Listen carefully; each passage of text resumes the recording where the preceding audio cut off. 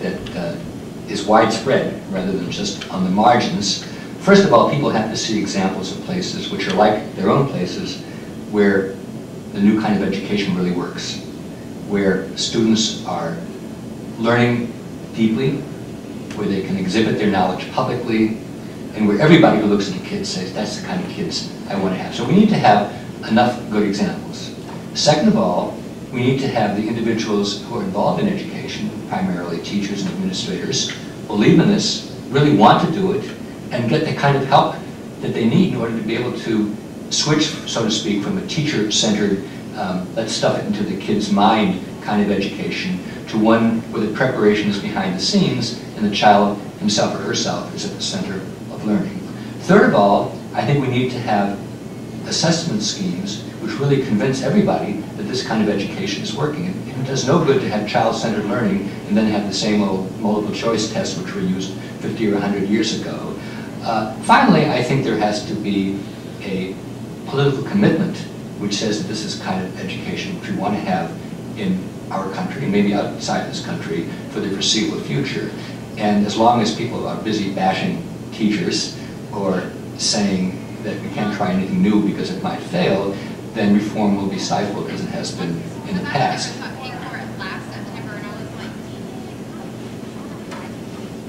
Okay, so going back to those questions, I would like for you to talk with someone near you. Great discussions that had you going. So let's look at that first question. How do multiple intelligences affect our classroom instruction? You guys had a really interesting point that, and not to say that nobody else had an interesting point, but I just happened to get kind of engrossed in their conversation a little bit. So could you guys kind of share what you guys talked about on that first one, the multiple intelligences, and how it affects classroom instruction or it doesn't affect? Well, we basically mentioned that we're all aware that we have multiple intelligences in a classroom, but we're structured, more or less, classrooms are structured where you tend to teach to the middle. By that I mean the majority. You're not teaching the GT students, those that are learning some way or the higher intelligence. You're not teaching to the lower students that need a different way to be taught. You're teaching energy waves and so on while they're playing, and then at the end they're asking, well, how do you think this works? They have all the answers because they actually participated, went through the years, saw the part and so on, and that's what I'm talking about. They have a program that teaches certain things about science through play, and that's what we're talking about as far as how you develop the multiple intelligences, different ways, not the classroom that we're used to and we're stuck with here. Okay, so the second question, do you believe multiple intelligence are addressed with our current curriculum? They kind of touched on that. Was there anybody else that wanted to add to that? That somebody in your group brought up a really good point about maybe that we don't? Does anybody want to comment on their current curriculum? I can speak from personal experience. Okay. Just, you know, because I started with the district when it was scope and sequence, and then it got moved to curriculum guides. And I have to be perfectly honest, came off of a firm believer in multiple intelligences. So for me, to hand me a script and say, this is what you need to be doing day one for 30 minutes, I knew, and I believe, you know, Teresa might have made the same comment, this is not how my kids learn. This is not the way I was structured in my college to teach other students. I was used to, when a principal came into my classroom, there were stations, there were kids interacting.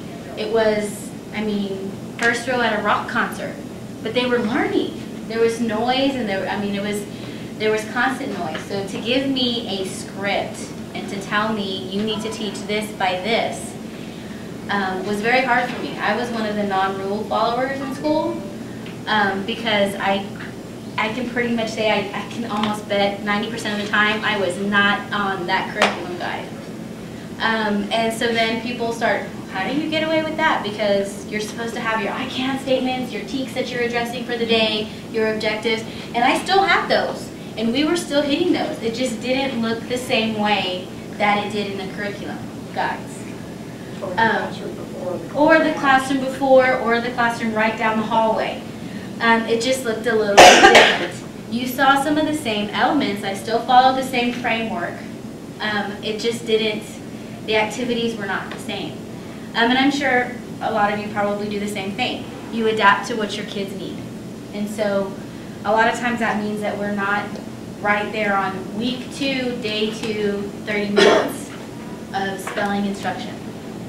See, bottom line, I think Stephanie's correct. As long as you end up with the test scores that are required, Right. they're not going to make a big thing about it. They might address it, but if you're meeting the objectives and your kids are scoring where they should be scoring on the test compared to the other students and so on, the administration's not going to make a big wave about it. They might mention it because some other teacher came and said, hey, they're loud all the time and so on, but they're not going to knock you.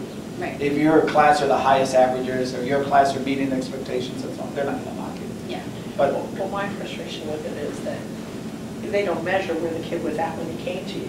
exactly. They only measure where he That got. is true. They come in second, third grade level, reading level, and then they're in 6, and they blame you like, hey, this is a freshman class, and you only got them at 6. Hey, look where they were. Yeah, You're right. they were at 3rd, right. Right. I had a kid come in this year, wasn't talking, so definitely wasn't reading.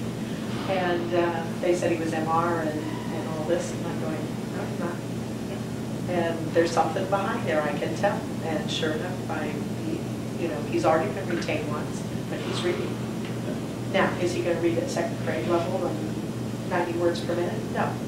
But where he was at and where I got him to, he read 33 words per minute yesterday. I was impressed because this is somebody they said wasn't going to be able to.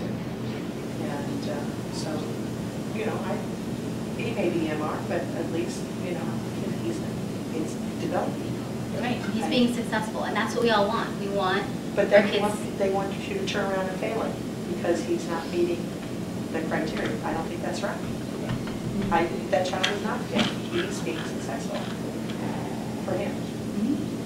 And then you're going to measure me. But now the schools have committees, for example, if they're not reading at 3rd grade level, they're supposed to be held back if they don't pass a certain test, right? 3rd grade, 5th grade, and so It on. wasn't until this year. Okay, but if they have too many of them, they're going to have that committee that says, well, they're close enough, let's pass them on and so on, and you inherit those. But you're right, they don't take that into account. Look at the students, see where they were. I think they do have to look at student growth, and I think you have to quit testing kids over and over again when you know where they're at and keep telling them that they're failing, because then you're not. They end up giving up, yeah. They'll give up, they'll withdraw. And I'm sure one of the things that you did was you differentiated, you adjusted. And we all probably do that without even really calling it that and knowing it, because I've seen some of Camilla's students, and I know that's what she does in her classroom, and that's just the way it works. Okay, it is 10:20, and I promised you guys a break at 10:15, so I'm going to break us. We're going to come back and hit right into differentiated instruction. Like, this is not for me, what am I doing? Yeah. I subbed for a year and a half before I got hired. My first assignment, first thing I did, Subfinder said it was a 4th grade reading class, so okay. It turned out to be a kindergarten class. Jeez. And I've never I've set foot in elementary school since. It was the worst day I ever had. Oh, no. Yeah, I think if you're not prepared for it, because my last teaching assignment was an all-boys class, there's certain people that are like, oh, boys, is that intentional? Yes, it was intentional. We had another teacher that taught all girls, and our principal allowed us to break up the genders, but we also had 2 other teachers that taught co. So if they got selected to be in a single gender classroom, they could go into a different classroom if they were not comfortable. And whenever I had to get a substitute, I always dreaded it, and I would emphasize it on the message. This is a 4th grade all boys class. Because the first substitute I had, I got pulled for an all-day workshop, and pobrecita, my substitute came in. No, I don't know if she didn't hear the message. I don't know what happened, but these are all boys. There are no girls in this class. It was apparently was her first reaction. And then she was like, oh, well, they're okay. They're not, they're a little bit loud, but they're all right. And then something happened in PE, and yeah, it just all boiled over from there. So yeah, but it was always interesting.